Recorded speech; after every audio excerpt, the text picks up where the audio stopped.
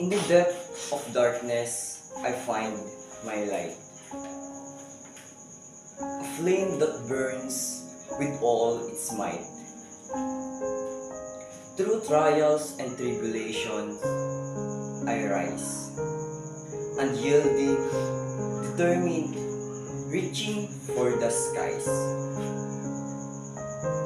With every setback, I grow stronger.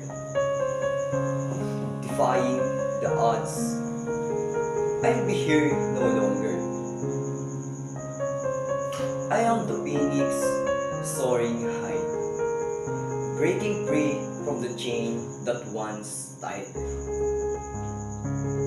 In the face of fear, I stand tall, embracing my flaws.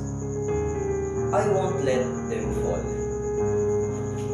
For I am warrior, fierce and brave, ready to conquer, ready to pave.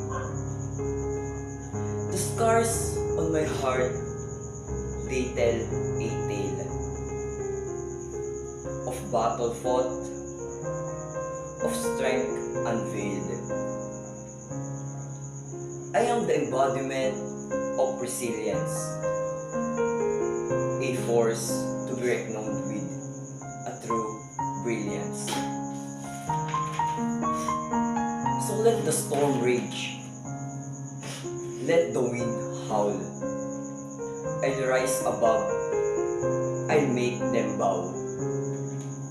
For I am the fire, burning bright. I am the essence of endless might. In the darkest night, I'll be the star, guiding others, no matter how far.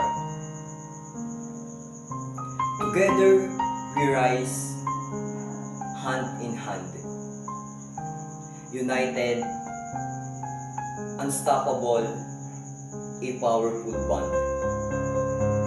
So let us embrace the power within. Let us rise above. Let us journey begin. For we are warriors destined to soar in this symphony of life forevermore.